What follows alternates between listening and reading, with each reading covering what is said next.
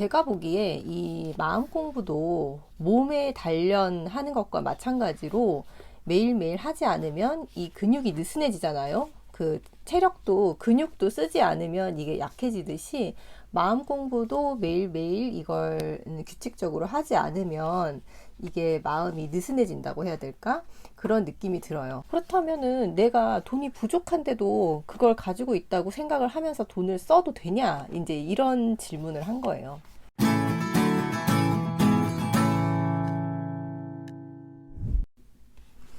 네, 여러분, 안녕하세요. 1분 책 읽기 매일 낭독 시간입니다. 매일 10분의 낭독으로 나를 견고하게 다지는 시간을 가집니다. 저와 함께 영감의 쾌감을 느껴보시기 바랍니다. 네, 오늘은 2020년 4월 7일 화요일이고요. 지금 시각은 7시 20분 정도 됐어요. 제가 늘 5시에 일어나서 요가를 한 40분 정도 하고 그리고 이제 출근 준비를 먼저 합니다. 먼저 하고 그다음에 간단하게 아침 식사를 하고 이제 이 낭독 시간을 가지는데 오늘 조금 시간이 지체된 게 요가 시간을 조금 늘려봤어요. 40분짜리를 오늘 이제 요가 소년을 보면서 수련을 하고 식사를 제대로 하고 싶어서 아침 만들어 먹느라고 좀 살짝 시간이 지체됐습니다. 네, 오늘은 마음 공부에 관한 책이에요. 지금 요즘 북튜버들 사이에서 굉장히 화제가 되고 있는 책, 더 해빙입니다. 이 책은 이서윤 작가 그리고 홍주연 두 작가가 약간 대화 형식으로 지은 책인데 이 이서윤 씨의 이 이력이 굉장히 특이해요. 어렸을 때 이 명리학을 공부했던 할머니가 이 이서윤 씨의 어떤 이 능력이라고 해야 될까? 그걸 알아보고 굉장히 어렸을 때부터 명리학 공부를 했다고 합니다. 근데 이제 신내림을 받은 건 아니고 이게 사람의 마음을 읽고 방향을 잡아주는 그런 역할을 하는 굉장히 그루라고도 표현이 되어 있어요. 이 속에서. 그래서 이 사람 약간 좀 이력이 특이하네 하고 궁금증을 유발시키면서 이 책을 읽게 했던 그런 작가였었어요. 그리고 제가 보기에 이 마음 공부도 몸에 단련하는 것과 마찬가지로 매일매일 하지 않으면 이 근육이 느슨해지잖아요. 그 체력도 근육도 쓰지 않으면 이게 약해지듯이 마음 공부도 매일매일 이걸 규칙적으로 하지 않으면 이게 마음이 느슨해진다고 해야 될까? 그런 느낌이 들어요. 이런 책을 보면 제가 이제 마음 공부 관련된 그런 책들을 좋아해서 그런 책들을 이렇게 비교해서 보면 끌어당김의 법칙이라든지 아니면은 그 양자 물리학 뭐 그런 관련된 내용을 어떻게 표현하느냐, 어떤 단어로 표현하느냐에 따라서 그 느낌이 굉장히 달라지더라고요. 그래서 오늘은 이 이서윤, 홍주연 작가가 지으신 더 해빙 속에서 소비에 관련된 부분을 한번 낭독해 보겠습니다. 제목은 낭비와 과시입니다. 화장품 회사에서 마케팅 과장으로 일하는 친구가 있어요. 내일이 없는 것처럼 소비하는 친구죠. 카드값 때문에 못 살겠다고 아우성치면서도 중독된 듯 계속 돈을 쓰더라고요. 가방과 옷, 구두를 끊임없이 사들이거나 월급보다 비싼 핸드백을 지르기도 하고요. 심지어 얼마 전에는 빚까지 내서 고급 차를 샀대요. 이 친구처럼 펑펑 돈을 써도 부자가 될 수 있나요? 진짜로 묻고 싶었던 건 따로 있었다. 해빙과 낭비의 차이는 무엇일까? 기쁨을 느끼기만 한다면 돈을 펑펑 써도 부자가 될 수 있는 걸까?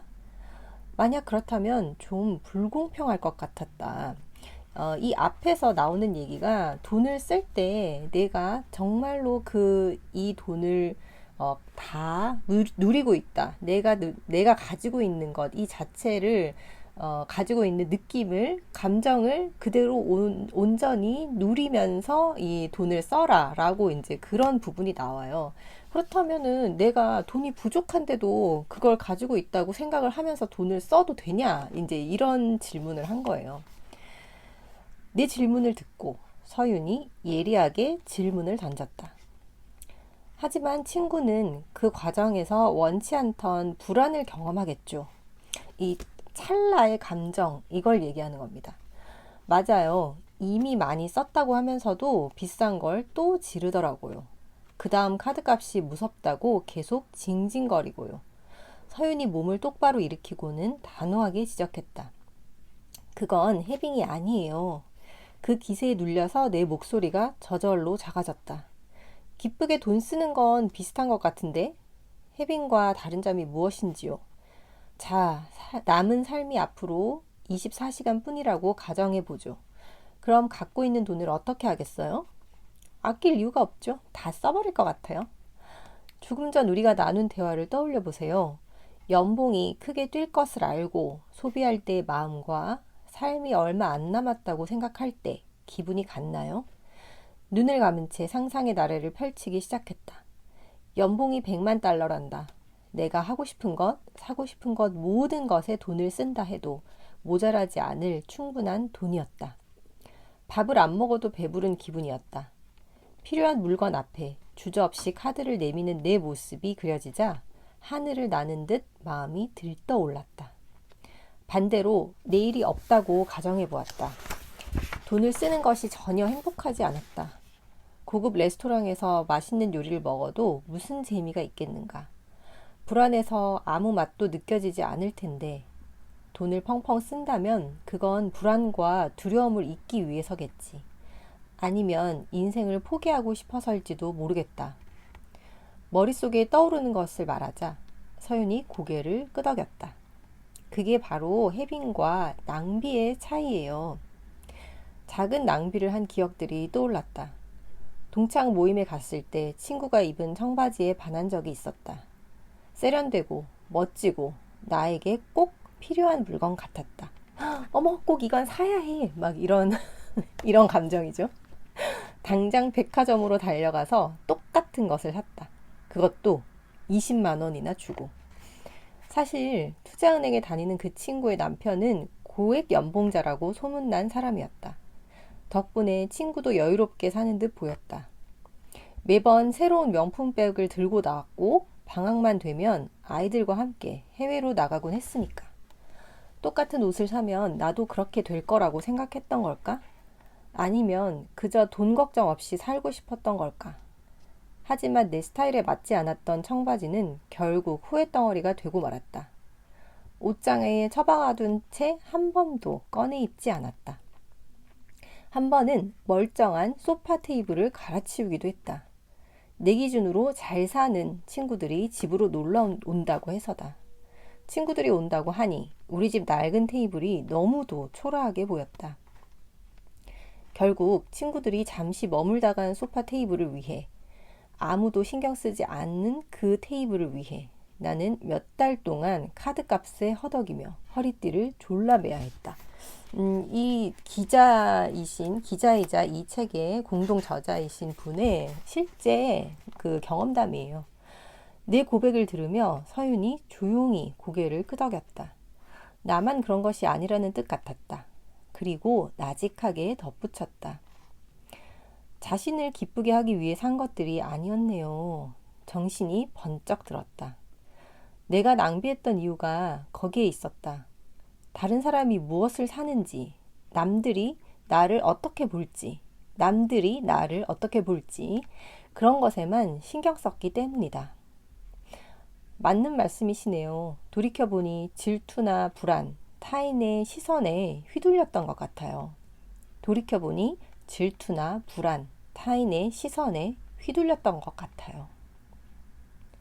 돈을 쓰고 난 다음에는 기분이 좋아지기는커녕 더 우울해졌지요. 잠시 우리 몸에 비유해 볼까요? 의사들이나 자연주의 치료사들이 그런 말을 하죠. 사람에게는 자가치유 능력이 있다고. 몸에서 필요한 영양분도 적당량만큼만 원하게 되어 있다고 하고요. 아, 피곤할 때 소금이 당기는 것도 술 마시고 난 뒤 영양을 보충하기 위해 계란을 찾는 것도 비슷한 원리겠네요. 바로 그거예요. 몸의 요구에 집중하면 자신에게 필요한 음식의 종류뿐 아니라 위장의 크기도 알게 되죠. 과식도 피할 수 있고요. 더욱 더 건강해지겠죠. 소비도 마찬가지예요. 자신이 진정으로 원하는 것을 따라가다 보면 낭비나 과시적 소비와는 자연스럽게 멀어지게 되죠. 파도를 타듯 자연스럽게 부의 흐름을 타게 되는 거예요. 물을 저을 것도 없이 그저 보트를 탄 채 그 물결 위에 떠있기만 하면 돼요. 따뜻한 조언을 마지막으로 인터뷰 첫날이 마무리되었다. 삶이란 내 안에 여러 가지 나를 찾아 통합시켜가는 여정이죠. 홍 기자님은 결국 자기 자신이 되어야 해요. 사람은 자신다워질 때 스스로를 행복하게 만들 수 있는 내면의 힘을 발견하게 되죠. 해빙은 그걸 위한 가장 빠르고 쉬운 방법이랍니다. 나를 통합시켜가는 여정. 창문을 넘어 들어오는 햇살이 길어지고 있었다. 인터뷰를 시작한 지 벌써 몇 시간이 흐른 뒤였다. 서윤의 배웅을 받고 밖으로 나오자 하늘이 온통 다홍빛으로 물들어 있었다. 이 뒤에 이 앞에 부분을 짤막하게 줄여놓은 부분이 있어요. 자신이 진정으로 원하는 것을 따라가다 보면 낭비나 과시적 소비와는 자연스럽게 멀어지게 되죠.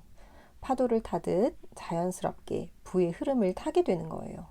물을 저을 것도 없이 그저 보트를 탄 채 그 물결 위에 떠있기만 하면 돼요. 그저 그 물결 위에 떠있기만 하면 돼요. 네, 오늘의 낭독 여기까지 하겠습니다. 오늘은 화요일이죠. 모든 일, 여러분들이 원하시는 모든 일이 불처럼 활활 타올랐으면 좋겠습니다. 내일 또 뵐게요.